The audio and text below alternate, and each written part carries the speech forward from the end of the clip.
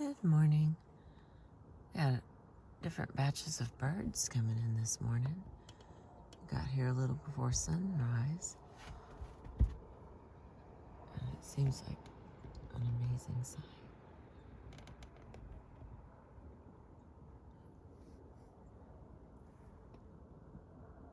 I don't know what they are. Everything is large. Little birds all look little. Well, that was an excellent way to start the video. So we're going to continue with our book, The Loss That Is Forever. As soon as I get back to my spot. Death, Mortality, and Vitality. This section is attacks on vitality. Some individuals continue to live their lives for many, many years after experiencing an early loss, but with diminished vitality and life energy. It is as if the only way they can allow themselves to live is to be not fully alive. What Robert Lifton has called death in life, a syndrome in which one's waking life takes on an eerie resemblance to the non-existence of the dead.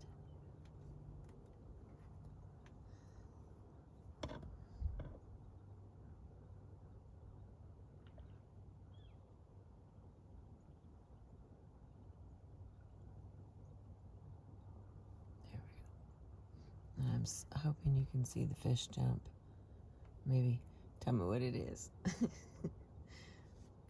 back to the book. There are several complicated psychological causes to explain the experience of half-living. In some cases, it results from a misguided identification with the dead parent. To be dead, after all, is to be permanently stilled. A child who feels bonded to a parent who died young might well imagine that he or she must walk through life in slow motion. Russell Baker recalls his own response to seeing his lifeless father laid out in a coffin. I gazed at the motionless hand laid across his chest, thinking no one can lie so still for so long without moving a finger. I waited for the closed eyelids to flutter, for his chest to move in a slight sigh, to capture a fresh breath of air. Nothing. His motionlessness was majestic and terrifying. I wanted to be away from that room and never see him like that again. For the young baker, his father was in a state of suspended animation. The 6-year-old child did not understand the permanence of death. He only knew that his father was in a motionless, strangely still state. For some, the image of life without movement becomes a psychological image that inspires adult living. Talking about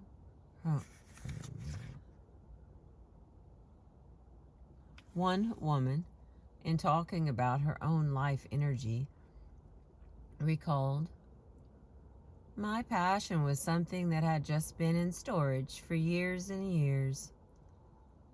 The life force that had animated her had been buried with her mother. Others feel only half alive because they appear to have been drained by their association with the dead. There are many folk myths about the homeless dead, who have often died young and who now wander the earth and drink the vital blood of the living. Jocelyn whose childhood was and young adulthood were marked by simple losses, feels sapped by having witnessed so much death. She often feels that if she is the only one left standing, as if she is the only one left standing after a disaster. Every time Jocelyn has made an attempt to live her own life, to enjoy her womanhood, or to pursue some interest, another dying relative materializes to demand her attention and to sap her life blood. A woman in her 40s, Jocelyn no longer has the energy to pursue any of her own goals. She walks through life numbed. She walks through life numbed, not merely pained and burdened by the losses she has sustained, but clearly weakened by them. The deaths that Jocelyn has experienced have never been sudden. When someone has died, it has been a long and painful affair. Jocelyn has witnessed life energy slowly drain away from people she loves. Her own life energy has become similarly depleted as each new death leaves her in a more weakened state.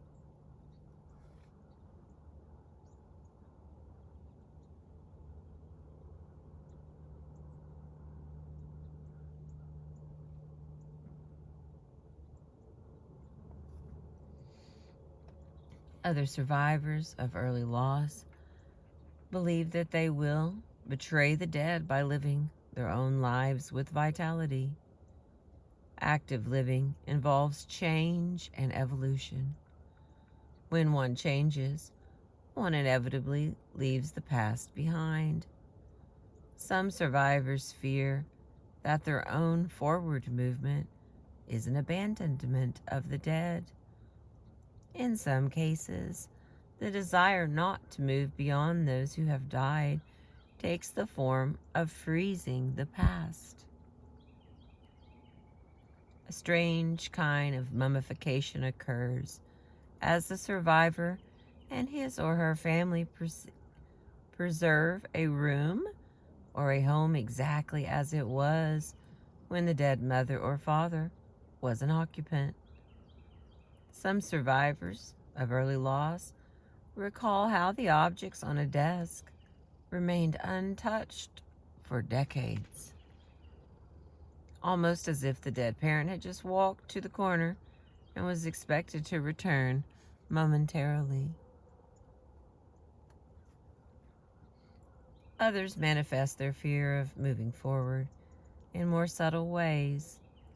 One man recounted how he dreads any type of transition, even a movement to something positive and more profitable makes him uncomfortable.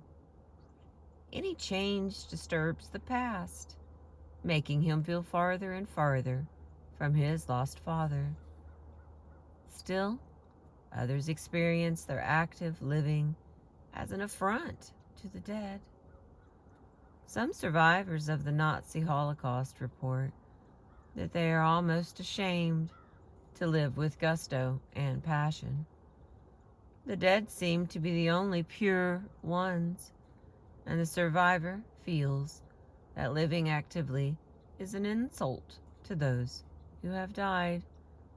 The most extreme example of this phenomenon is known as survivor's guilt. There's no S in that. Let me take that back. Survivor guilt. I threw an Oklahoma S there at the end, I guess. In which the survivor actually feels guilty for being alive. It is as if the angel of death could have chosen anyone, and the survivor continued to live at the expense of the dead parent. I remember reading a chilling anecdote written after the death of David Kennedy, one of the sons of Robert Kennedy. Shortly after his assassination, Robert Kennedy and his son were swimming in the ocean. The boy got in trouble in some deep water. and was rescued by his father. When his father was killed, not long after this incident, the boy tragically concluded that death had wanted a Kennedy, and being cheated of him, had taken his father instead. For years, David Kennedy battled a serious drug addiction before dying of an overdose in his 20s. Although we will never know, it may well be that he felt he was finally paying an old debt to death.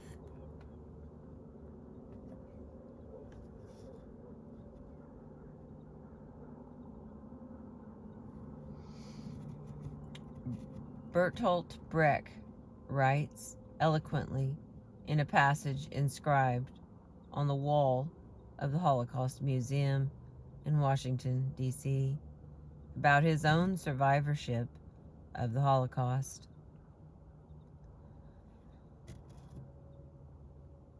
I know, of course, it's simply luck that I survived so many friends.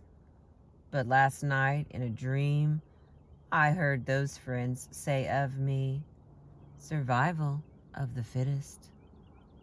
And I hated myself. The guilty survivor sees his or her continued life as an affront to the dead, a betrayal of those who were less fortunate. Carla's story.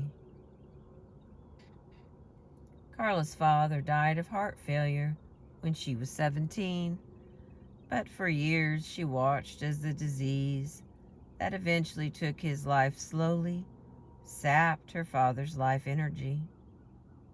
The father she remembers from childhood was gregarious, wild, funny, and full of life.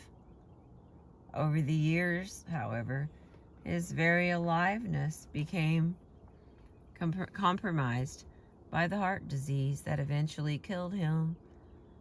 Carla also witnessed her mother become old before her time. I can't believe it. When I look at the pictures of my mother, she lost so much of her attractiveness, working so hard to make life bearable for my father. During her early 30s, Carla's mother devoted herself to the care of her ailing husband. She was determined that no undue stress would shorten his life more than necessary. She also prepared for her own eventual and inevitable widowhood by taking classes and embarking on a career. As Carla was growing up, the family needed to curtail its social life in order to accommodate her father's diminished health. By the time he died, one of his only remaining pleasures was going out to dinner with his large family. Great story for the sunrise part. On the night of his death, the family went to a favorite restaurant for a big meal. Although they had shared such an evening many times in the past, Carla's mother was overwhelmed with guilt when, returning from the restaurant, her husband collapsed with a fatal heart attack. Carla's mother blamed herself for her husband's death. She felt as if she had failed in her assignment to protect him from too much fun and too much aliveness. Although she gathered her children to her and pledged that they would all form a bond with one another and survive their shared loss, Carla's mother was less than successful in her own adjustment. She worked hard during the day, supporting her children, but at night she was unable to cope with her grief and her despair. Her nights were filled with crying and drinking, and Carla remembers hearing her mother wail into the night, lost and frightened about the future. Carla was a junior in high school when her father died, and it was soon time for her to leave home and attend college. She was anxious about leaving her mother and her siblings behind. She compromised with herself and chose to go to a university close to home. An hour's commute would allow her to return home on the weekends and continue to attend to her mother's needs. Despite her compromise, Carla felt guilty for getting on with her life. Compared to her martyred mother, she seemed to herself to be an unloving daughter. Carla's mother was unable to live fully and well without her husband. Yet Carla wanted to go to college and to have a life of her own. How could I function so well while my mother seemed so devastated? Carla's mother continued to deteriorate until Carla's younger brother began to have serious problems at school, drinking and engaging in dangerous and wild behavior. His dysfunction proved sufficient motivation for Carla's mother to reorganize her life. Once again, she became the caretaking woman she had been for years with her sick husband. She helped her son through a difficult time and began to move forward in her own life. Carla recalls that about this time her mother's career began to take off. Her mother had opened a small business which was highly successful, and Carla saw her mother gain self-confidence and once again begin to look like the attractive young woman she had been many years before.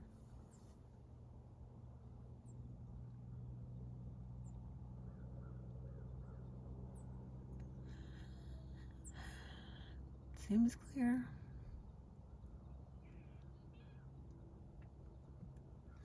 As Carla saw her mother regain some sense of aliveness and engagement in the world, she was elated. Inside, she cried, "Hallelujah!" If her mother could be happy, then there was hope for her too. She might have a right to a life of her own. Carla's survival without guilt was short-lived, however. 12 years after her husband's early death, just months after her last child graduated from college, Carla's mother became seriously ill with a deadly cancer that took her life within 9 months. Carla's mother's illness coincided with Carla's own marriage and last year of graduate education. Once again, Carla was faced with a dilemma. Am I allowed to have my own life when someone I love is dying? Once again, Carla attempted to fashion a compromise. She would spend the week with her husband and attend classes, and on the weekends she would be by her mother's side. Once again, Carla felt guilty with her compromise. This time, however, her siblings and relatives fueled her guilt. They repeatedly told her that her own life could wait and that her responsibility as a good daughter was to nurse her mother in the final months of life. Toward the end of her mother's illness, Carla's mother became so weakened that nurses were needed to provide in-home care. Carla remembers thinking, if I were really a good daughter, I would be here. We wouldn't need to hire nurses. My mother would be cared for by her own child. Since her mother's death, Carla has been so overwhelmed by her guilt that she has been unable to enjoy her own life. She believes that she chose to live rather than to suspend her life in order to be with her mother, and that choice now haunts her. Carla feels unable to take pleasure in things. She keeps thinking, why should I be able to do this? My mother can't do it. At times she makes a magical compromise with herself. If I think of my mother 12 times during the evening, then I can go to the party, or if I don't let myself have any fun, then I am allowed to go to the fair. It seems that if Carla is only half alive, then maybe she will be able to endure her own survivorship without unbearable guilt.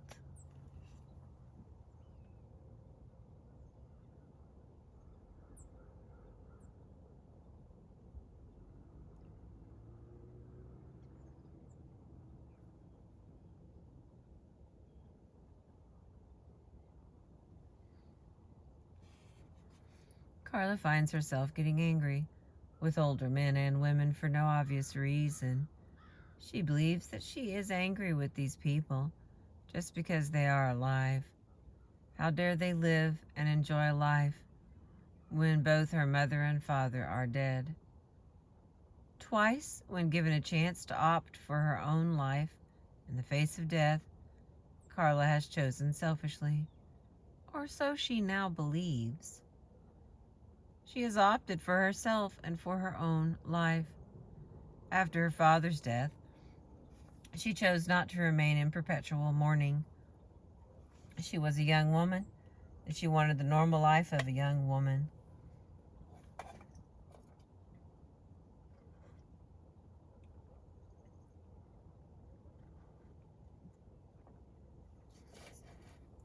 Sorry, wet my whistle.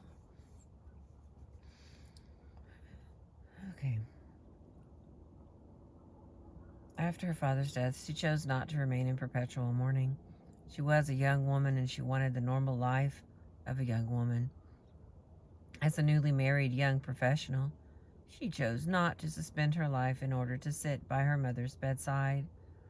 Each time, she chose to take care of herself and her own needs. Carla, rather than feeling empowered and strong, felt unworthy and guilty. She wonders if she will ever be able to move beyond the weight of the guilt she now feels for having chosen to survive. I'm going to stop right here, and the next part of the same section will be Tony's story. And it looks like it has a lot about C.S. Lewis on it. But it'll be under the same thing. I'll just put continued with it. Thank you for catching the sunrise with me and listening and watching. I appreciate you.